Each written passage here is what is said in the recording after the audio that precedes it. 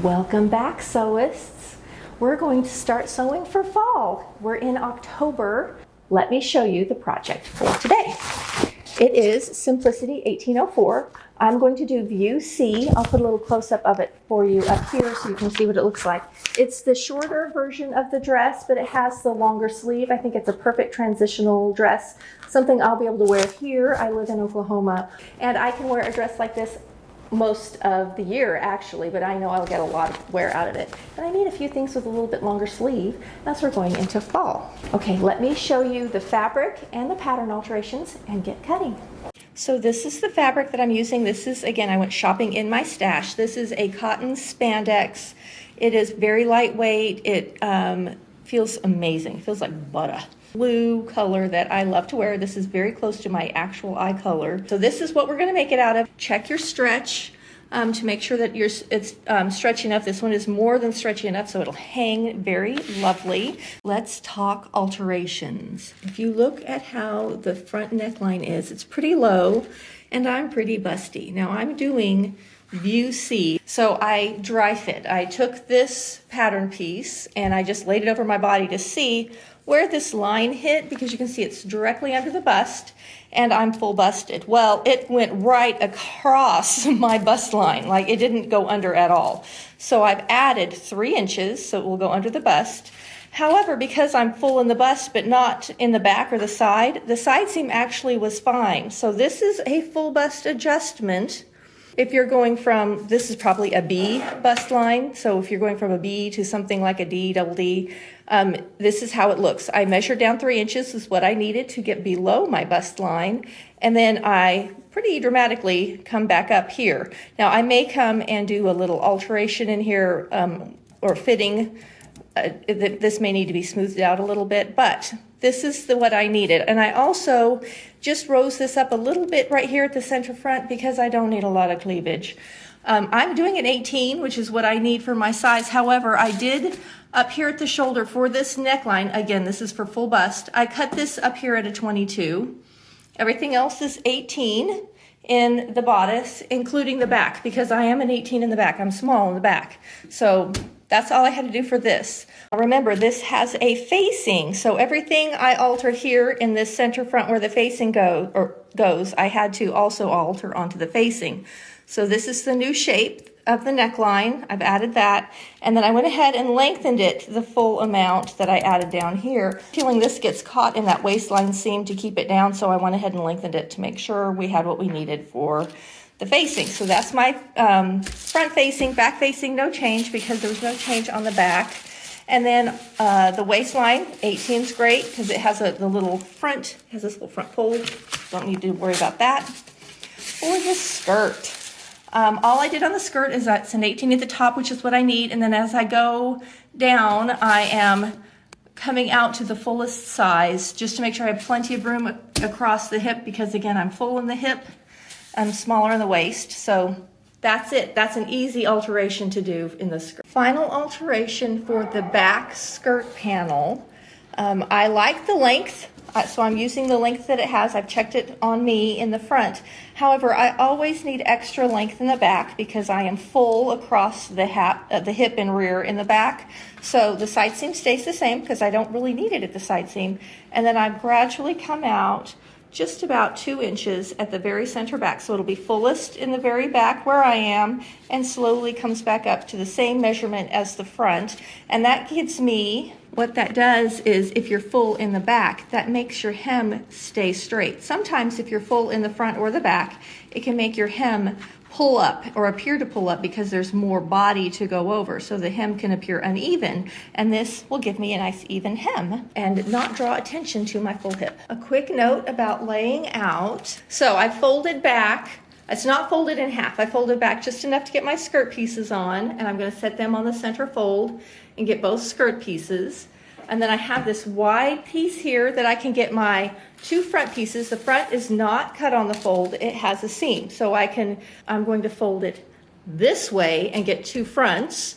And then down here I have plenty to get my backs, which has to be on the fold, but I'm going to refold it again. So I'm going to cut this in a couple of stages to make sure that I get all of my fabric. I thought I had 4 yards. I don't. I have less than 3.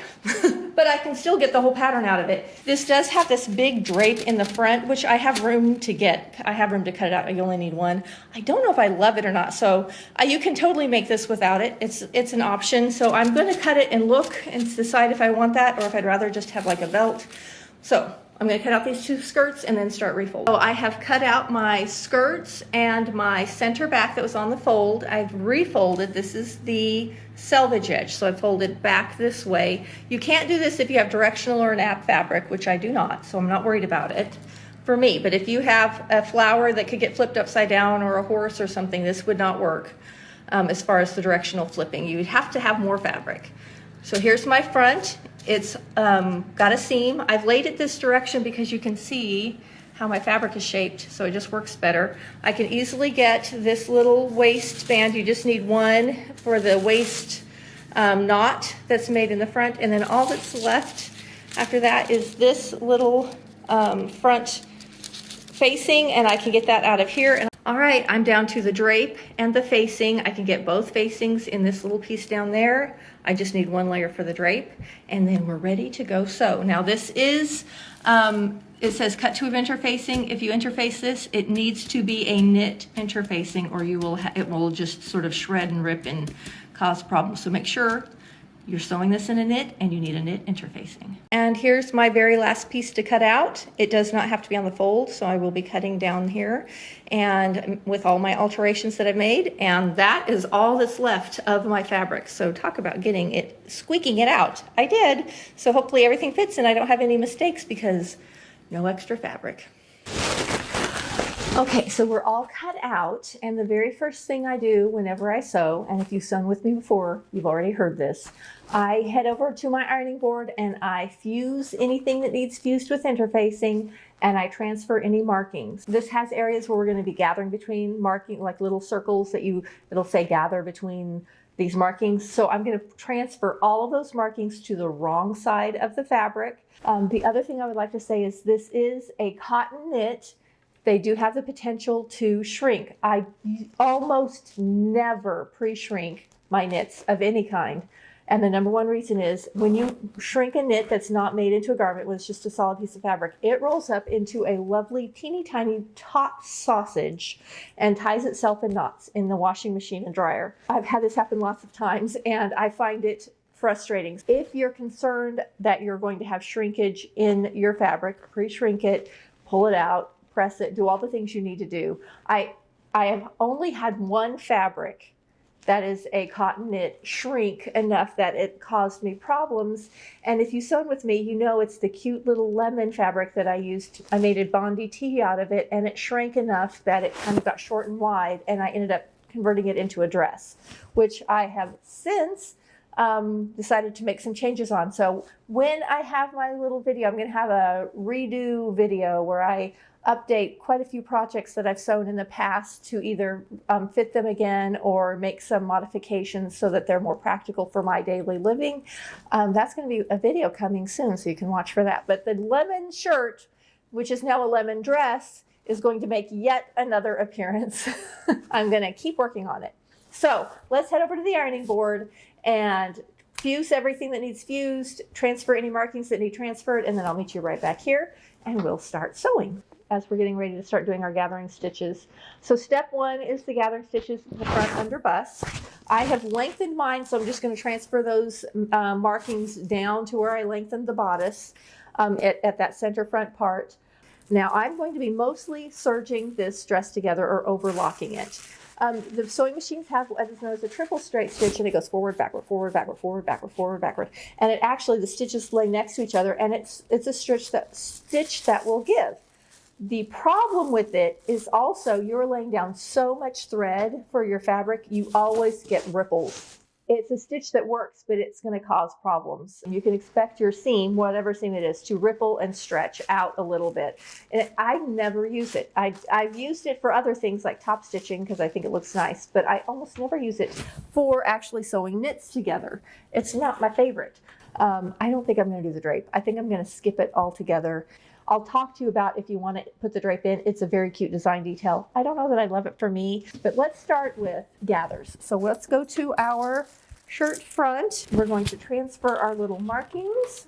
All right, I'm getting ready to do some little basting lines for under the bust. Can you see that little tiny dot right there? That's where my pin came through, and I have a very faint yellow line. So I'm going to, or a circle. So I'm going to go from that circle to that circle. You just need 1 or 2 stitches, one at 5/8, one a little less, or one at half and a quarter, something like that, close to your stitching line. I always do it either on my stitching line or less, so that I don't have to worry about ripping it out or it showing when I'm putting the garment together. So I'm going to do both bust lines of my gathers. So if we're looking at our project, no matter which one you're doing, they all have this. So we're going to do our gathering lines here. Once those gathering lines are done, we're going to do our shoulder seams. Okay, one more thing I have to have in all of my clothes, if possible, is a pocket. So I found a scrap of fabric big enough to get a very rudimentary pocket out of. So I'm going to add this to the side seam on the right side because I'm right-handed, and that's where I use it the most. I did not have enough scrap to get 2 pockets, so we'll live with 1. Okay, so I have my little basting lines in. I'm now just going to sew the center front together, 5/8 of an inch. You can sew it on a sewing machine or the serger. I'm double-minded about this. It is a seam that would be best pressed open. We're going to be adding the facing around the neckline to it. Like I'm going back and forth in my mind, but you could easily press it to one side, press the facing to the other side. So in my head, I'm struggling with, should I serge this or should I sew it? I started to just sew it, but I'm telling you, I don't want a top stitch on that center front, so I think I'm going to serge it. You can use, if you have lots of problems when sewing knits and you get skip stitches, you need to switch to a new needle or a ballpoint needle. Ballpoint needles actually have a little ball on the end. They're like a dull end, but they're specially made so that when you hit a knit, it kind of pushes through and pushes the knit fibers aside instead of breaking the fiber with a super sharp needle. However, and this has happened to me many a time, I have sewn with a very stretchy knit, and that ball point hits the knit, does not break it, hits the fiber, hits the thread, and it stretches the whole thing down and bounces back up, and I get a skip stitch. So ballpoint is not going to be the final answer to fix all issues. You may still get a skip stitch with it depending on the fabric you're working with, but if you're having struggles, try a needle switch out and see if that doesn't help. Okay, I'm going to serge this really quickly. Once I've done that, I will open it up and I will serge this top shoulder seam front to back. Remember, we have 5/8 inch seam allowance on this. Thing with serging is it has a knife, so you want to make sure that everything fits before you serge anything off. So here's my center front, nice and stretchy. And now I'm going to open this up. You can press knit, you can press this, which I think I'm going to do. This fabric is so wrinkled. Okay, so we have our little under bust gathers, and we've sewn our center front, which was step 1. It had both of those things in it. Step 2 is the shoulder only seam, and the shoulder gets the sleeve too. So I have pinned together front to back. Loving this fun little sleeve. I've got both of them pinned so I can just sit at the machine and sew them at the same time. So that's what I'm going to do. Just going to serge right down. After that, we'll go on to facing, which I've already fused. So we will be putting our facing together. So I'm going to go ahead and get those ready. All right, we've got shoulder seams. We're ready to start facing. Facing is step 3. They say fuse, which we've already done. So I'm going to take my back and I'm going to take my 2 fronts. Okay, here's my fronts, and I'm going to serge down my center front. You can sew this and press it open. Both things would work. I'm going to just serge mine, and what I will do at the center front I will offset. So the bodice seam allowance will be pressed one direction and the facing seam allowance will be pressed the other. That's how I handle the not getting it too bulky in the center front where all of those seams meet. So I'm going to put this together center front to center front, and then we will sew it together at the shoulders, and we'll be ready to apply it to our bodice. All right, so here's my facing fronts sewn together, so you can see it's got the same shape. Now I'm going to come and put shoulder to shoulder And we're going to sew those. Now after I do this, before I apply it, I'm going to serge all the way around this outer edge so it's finished off. I like mine finished. When I look at how they do theirs, they don't really show a seam finish for the outer edge of this. Now knits don't fray, so if you do not seam finish it, you just don't have a seam finish. I like the look of a finished edge. I don't like, so you can turn under and top stitch if you want to, or like you can zigzag that edge, or you can serge it. Serging is the way I'm going to go. Have a facing all put together, and I'm going to come right down here.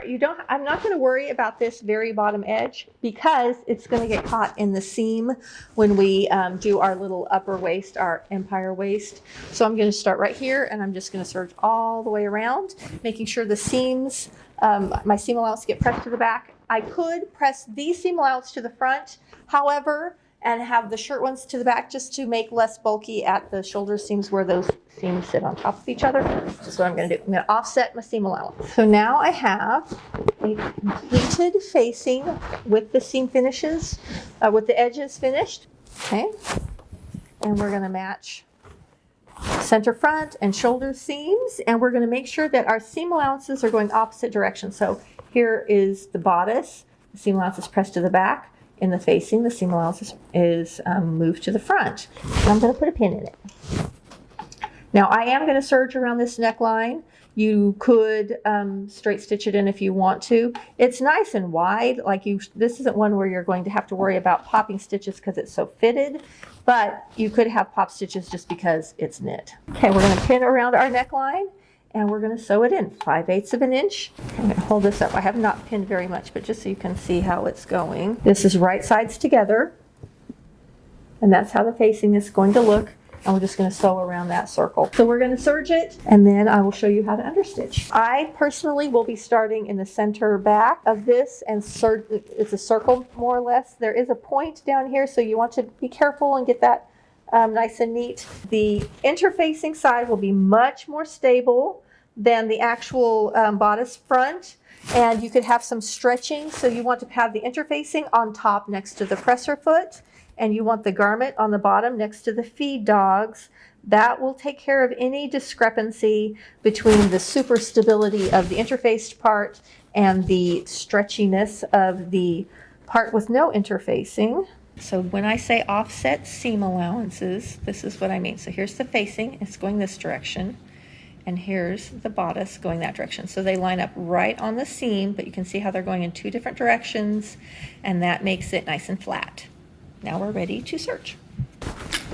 You want to be careful not to stretch as you sew. You want to let the machine feed it through. Don't pull and stretch. You'll actually stretch out the garment. You'll get waviness along seams.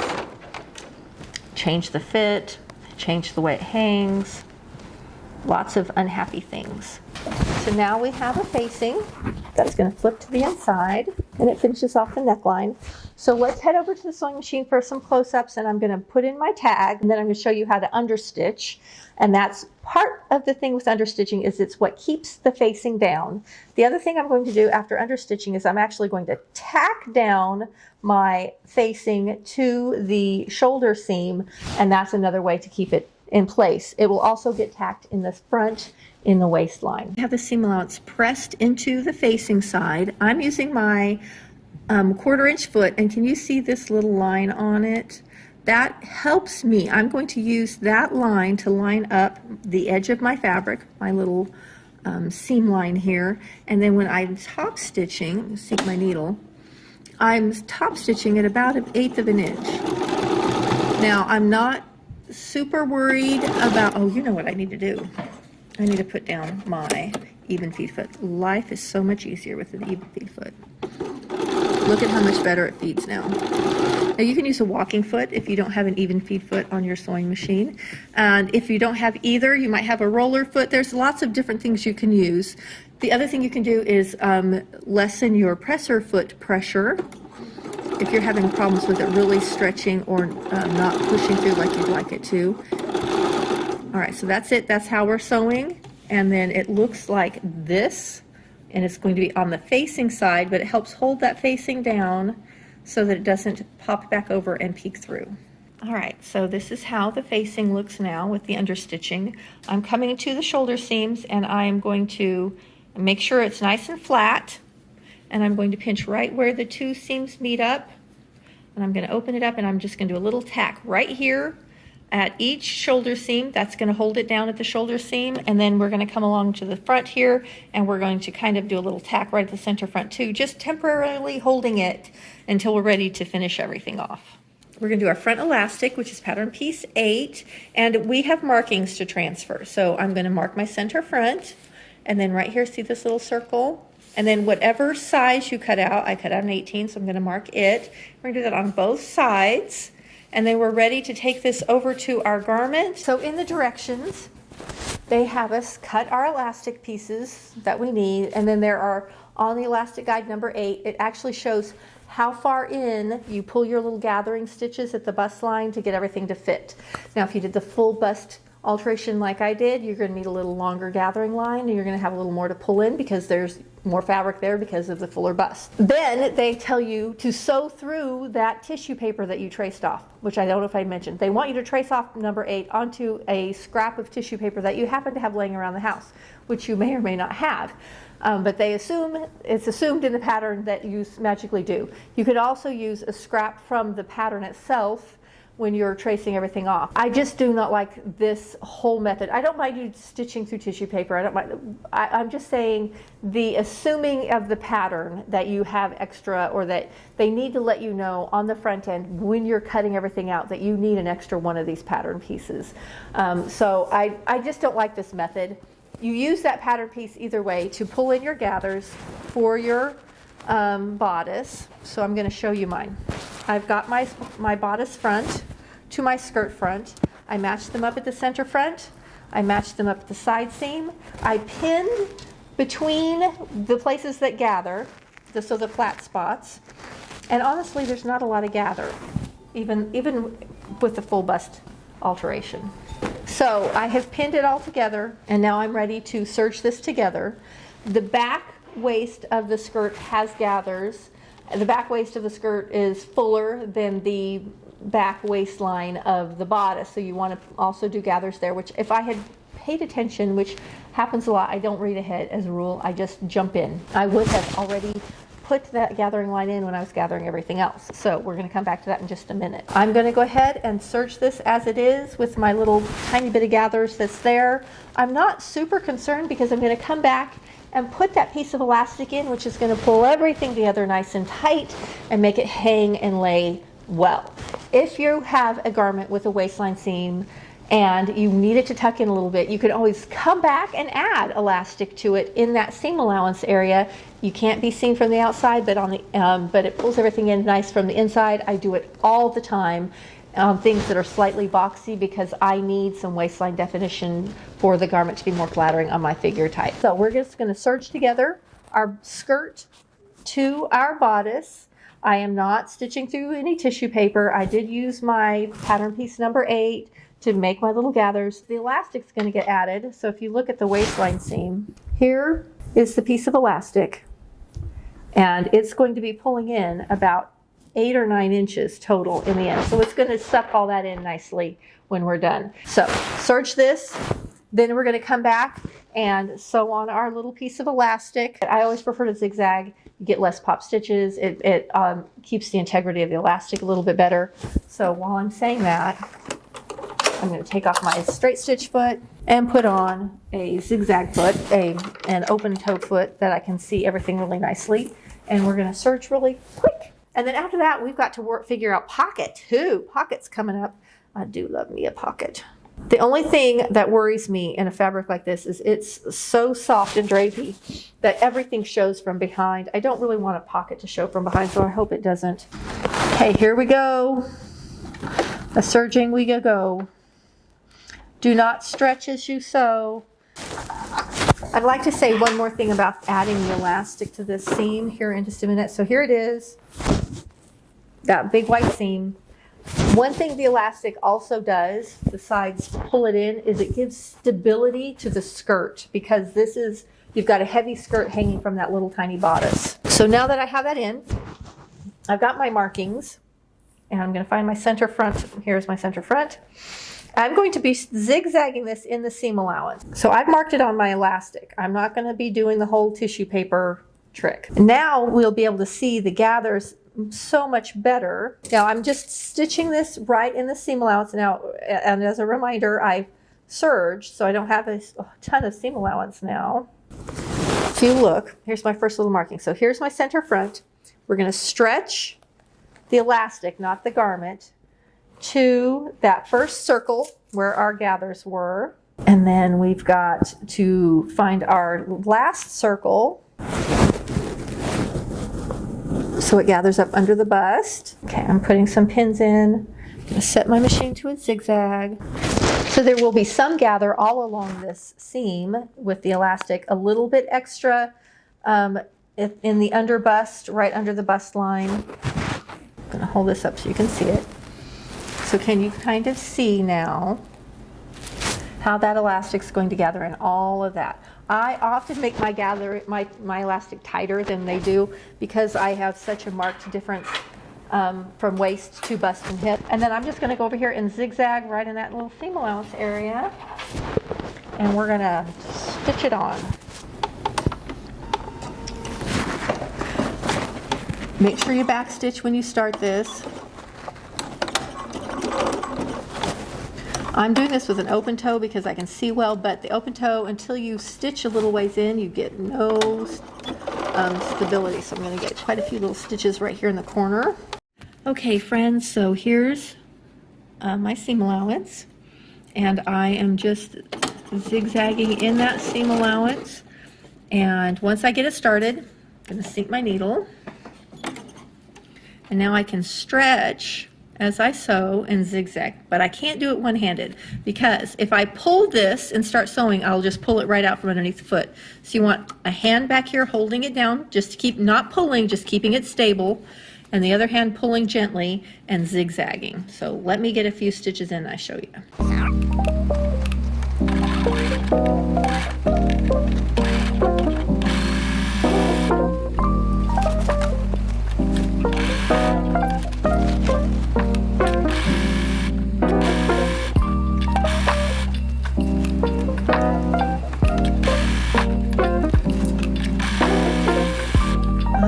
Not glamorous or anything, but there we are. That's how it looks.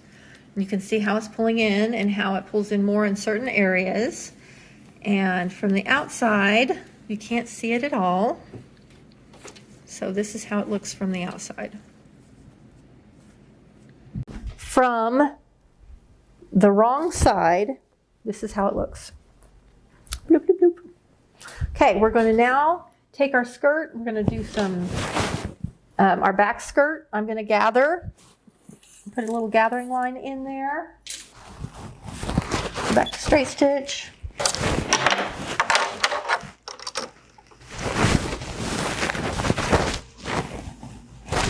now you have markings where to gather. Okay, we're going to now take our gathered little skirt piece. We're going to go back to regular stitch length before we forget. And we're going to gather this to the back bodice. Mark your center back. Find our center back, lining them up. So now that we've done all of that, we're going to, there's a part in the back where there's no gathers, and we're just going to match those up nice and flat on both sides. And then we're going to pull our little gathering stitches to get the gathers in the center back. So I'm just going to pull my gathers gently, make them nice and even, and then start pinning it in. And the goal is to get them, you don't want them gathers, a little space with no gathers.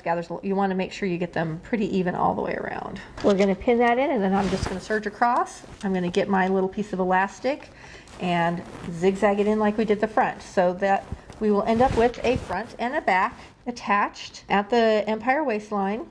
And then we will be ready to do pockets. I'm going to add a pocket to mine. Here's how it's starting to look with the gathers. This is the skirt side. This is the bodice side.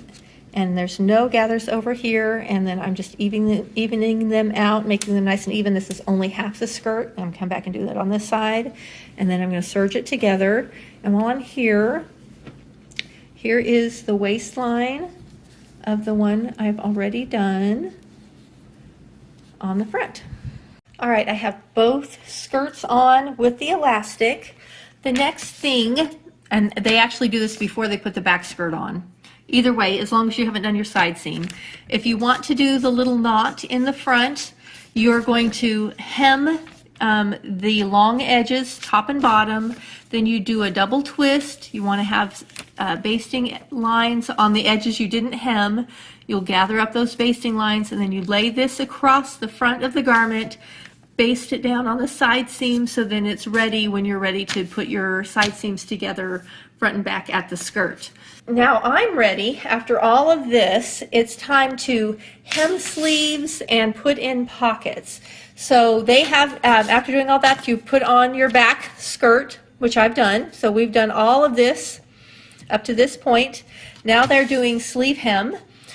So if you're doing the sleeveless kind, it's turned under and stitched. You can serge that and fold it back and stitch it also. This one, they're doing the double hem where you fold it under twice and stitch it, especially since you have this pointy thing. I will tell you that it's a little hard with this particular, it's so stretchy, but I am going to do that. I'm going to go ahead and just do my hem real quick. They hem it before they do the side seam. I don't always like to do that, but in this case, I think it's probably for the best. So I'm going to do that, and then we're going to work on our pocket, and then we'll hem the bottom, and we will be done. When hemming the sleeve, I am choosing to fold up the middle part first. So here's my shoulder seam. I'm going to press to here, and then I'm going to do the two little side corners, and then I'm going to come back and do it again so that we end up with everything completely enclosed.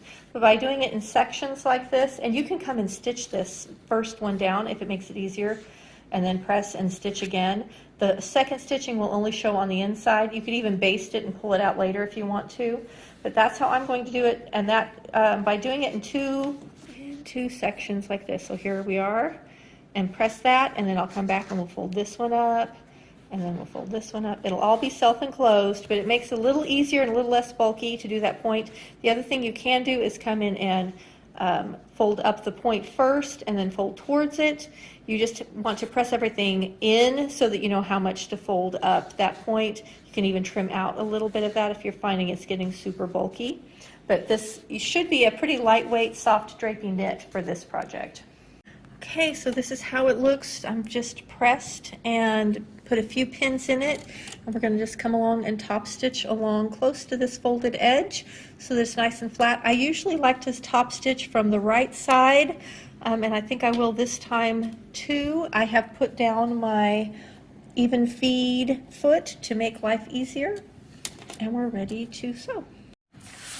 Okay, I have got the sleeves hemmed. I can show it. So we've got little sleeve hems. I'm not super pleased with the hem on this. This fabric stretched and moved so much.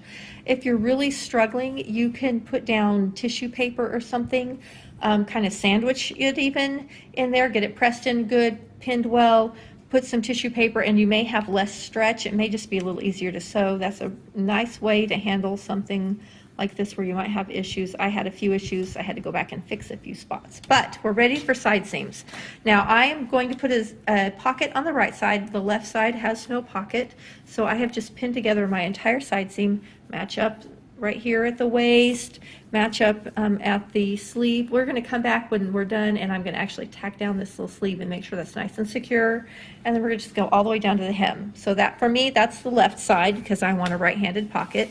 On the right side, I have marked where I need my pockets to be, and I am just stitching the pocket on the side seam on both sides. So I'm going to go ahead and put both pockets on, make sure they line up front and back, and sew this side seam, and then we're going to come back and sew this side seam. We're going to kind of do a continuous thing all the way around, matching up the pockets.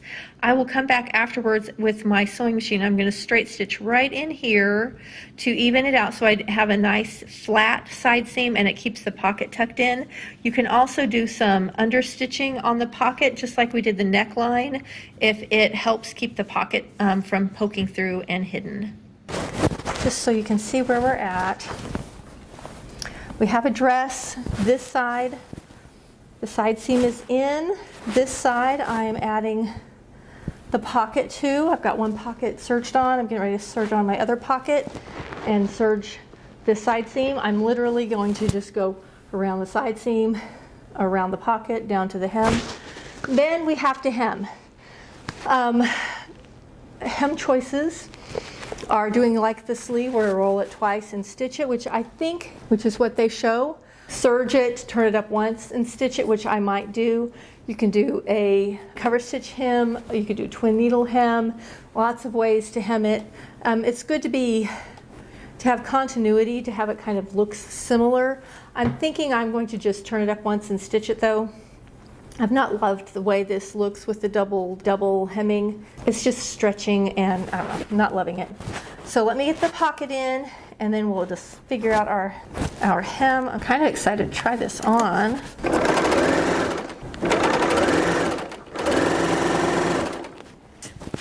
So now that that's done, I'm going to come in where this pocket is. See this pocket hanging out, and I'm going to just straight stitch a little bit above and below the pocket to make that seam nice and flat, because when you come out and around, it's not going to be. I've done this before. I think I did this on the little burgundy dress I made last go round. So something you will have seen before if you've sewn with me.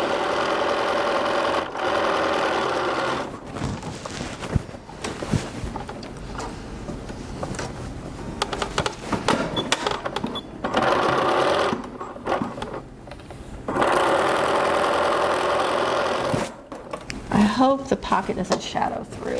All right, I'm going to just check that there's not anywhere else that I need to do a little touch up. And then I'm going to just serge around my hem real quick. I'm considering doing the cover stitch. I think I will. I think I'll set up my machine for a cover stitch. All right, we have a dress. I'm going to switch over to cover stitch. I actually have a video on cover stitch if you want to know how to do it. My machine, my overlock is the Bernina L890.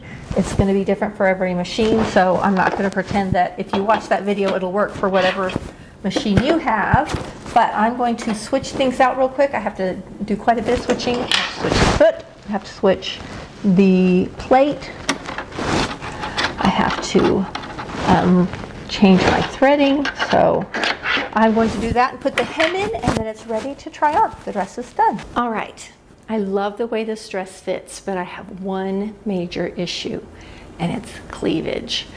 If you remember, I raised up the neckline almost 3/4 of an inch because I could tell it was low, and I measured it on myself. All the alterations I made are perfect. They fit fine. I should have raised this up even more. I'm going to end up having to put something in there. I might find a piece of lace or something to do that. It's just too low, and I do a lot of things bent over. People do not want that personally. Just not for me. Also, I can see the facing still kind of wants to cup to the outside even after I did the edge stitching and everything else. So I'm going to do some extra pressing. Worst case scenario, you could top stitch it from the outside to keep that from happening. Let me back up so you can see the fit of the dress. It fits well. I like the shape. It's nice and soft. I would love it in a print. The solid is fine. I think a print would look a little more flattering. It would hide some of the seaming better. I'm happy about the pocket. Pocket's important. So here's the dress. I did not do the little accent knot at the waist. I put on one of my belts that I've made instead, and I like that just fine. I think that's cute. Adds a little something extra. Let me show you my little solution to the cleavage issue. I took a scrap, and because I've already used my serger to do the cover stitch, I did a cover stitch on the hem of the dress. I did cover stitch on the scrap. I've just got it tucked in. I'm going to come back and tack it down, but it looks like it belongs there.